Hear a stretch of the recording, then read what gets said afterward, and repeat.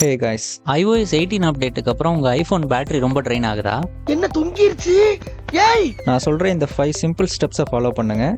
கண்டிப்பாக அதுக்கப்புறம் உங்கள் ஐஃபோன் பேட்டரி பெர்ஃபார்மன்ஸ் பெட்டராக இருக்கும். நீங்கள் சாஃப்ட்வேர் அப்டேட் பண்ணி இன்னும் 3 days கம்ப்ளீட் ஆகலைன்னா இந்த வீடியோவை இங்கே ஸ்கிப் பண்ணிட்டு போயிருங்க. ஏன்னா நான் ஆல்ரெடி ஷார்ட்ஸ் வீடியோவில் சொன்ன மாதிரி உங்கள் ஐஃபோன் ரீஇண்டெக்ஸ் ப்ராசஸில் இருக்கும். சப்போஸ் 3 daysக்கு அப்புறமும் உங்கள் பேட்டரி பெர்ஃபார்மன்ஸ் சரியில்லைன்னு நினச்சிங்கன்னா இந்த வீடியோவை ஸ்கிப் பண்ணாமல் ஃபுல்லாக பாருங்கள். ஸ்டெப் பை ஸ்டெப் நான் சொல்கிறத ஃபாலோ பண்ணுங்கள்.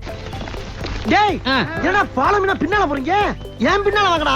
சம்டைம்ஸ் iOS அப்டேட்டுக்கு அப்புறம் பேட்டரி ஸ்டாட்டிக்ஸ் இன்னக்யூரேட்டாக இருக்கிறதுக்கு சான்சஸ் இருக்குது. ஸோ உங்கள் ஐஃபோன் பேட்டரியை ரீகாலிபிரேட் பண்ணுறது பெட்டர். இதுக்கு உங்கள் ஐஃபோனை 100% சார்ஜ் பண்ணிவிட்டு கம்ப்ளீட்டாக ஷட் டவுன் ஆகிற வரைக்கும் யூஸ் பண்ணுங்கள். அதுக்கப்புறம் அகைன் 100% சார்ஜ் பண்ணிவிட்டு யூஸ் பண்ணி பாருங்கள். பேட்டரி ட்ரைனிங் ப்ராப்ளம் சால்வ் ஆகிறதுக்கு நிறைய சான்சஸ் இருக்குது. நெக்ஸ்ட் உங்கள் ஐஃபோனோட பேட்டரி யூசேஜை செக் பண்ணுங்கள்.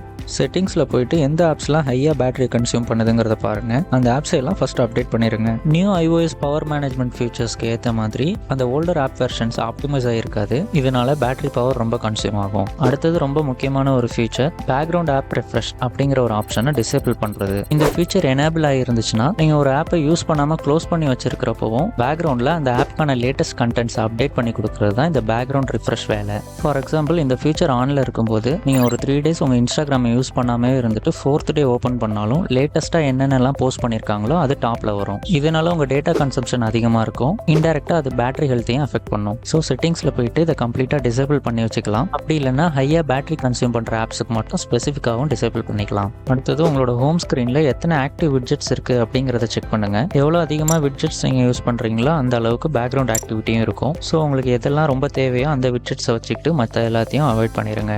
iOS 18 லைவ் ஆக்டிவிட்டிஸ் ஃபீச்சர்ஸையும் ரொம்ப என்ஹான்ஸ் பண்ணியிருக்காங்க. யூஸ்வலாக நீங்கள் ஒவ்வொரு ஆப்பையும் இண்டிவிஜுவலாக ஓப்பன் பண்ணி யார் என்ன போஸ்ட் பண்ணியிருக்காங்கிறத செக் பண்ணுவீங்க. அதுக்கு பதிலாக உங்களோட லாக் ஸ்க்ரீன்லேயோ இல்லை டைனமிக் ஐலண்ட்லேயோ இந்த அப்டேட்ஸ் எல்லாத்தையுமே ரியல் டைமில் அப்டேட் பண்ணுறது தான் இதோட கீ ஃபீச்சர். ஸோ தேவையில்லாத ஆப்ஸுக்கெலாம் லைவ் ஆக்டிவிட்டிஸை டிசேபிள் பண்ணி வச்சாலே பேட்டரியோட பர்ஃபார்மன்ஸ் பெட்டர் ஆகும். ஏதோ ஒரு நேவிகேஷன் ஆர் ட்ராக்கிங் ஆப் உங்களோட லொக்கேஷன் அப்டேட்ஸை கான்ஸ்டண்ட்டாக யூஸ் பண்ணிகிட்டே இருந்துச்சுன்னா கண்டிப்பாக உங்களோட பேட்டரி பர்ஃபார்மன்ஸ் ரொம்ப ட்ராப் ஆகும். சில ஆப்ஸ்லாம் ஆக்டிவாக யூஸில் இல்லாதப்போவும் பேக்ரவுண்டில் உங்களோட லொக்கேஷனை ட்ராக் பண்ணிக்கிட்டே இருக்கும். ஸோ அந்த மாதிரி இருக்கிற ஆப்ஸ் எல்லாம் செக் பண்ணி லொக்கேஷன் சர்வீஸை ஆஃப் பண்ணிடுங்க. நான் இந்த வீடியோவில் சொன்ன 5 ஃபேக்டர்ஸை எந்தெந்த ஆப்ஸ்லாம் அதிகமாக டாமினேட் பண்ணி யூஸ் பண்ணுதுங்கிறத செக் பண்ணி டிசேபிள் பண்ணிங்கனாலே போதும். உங்கள் ஐஃபோன் பேட்டரி பர்ஃபார்மன்ஸ் பெட்டராக இருக்கிறத நீங்களே ரியலைஸ் பண்ணுவீங்க. இந்த வீடியோ யூஸ்ஃபுல்லாக இருந்துச்சுன்னா லைக் பண்ணிவிட்டு நம்ம பேஜை சப்ஸ்கிரைப் பண்ணிடுங்க. ப்ரீவியஸ் வீடியோவில் உங்கள் ஐஃபோனை ஒரு ப்ரோ யூசர் மாதிரி யூஸ் பண்ணுறதுக்கான 5 சிம்பிள் ஸ்டெப்ஸ் பற்றி சொல்லியிருக்கேன். மேலே இருக்க லிங்கை கிளிக் பண்ணி அந்த வீடியோவும் செக் பண்ணி பாருங்கள்.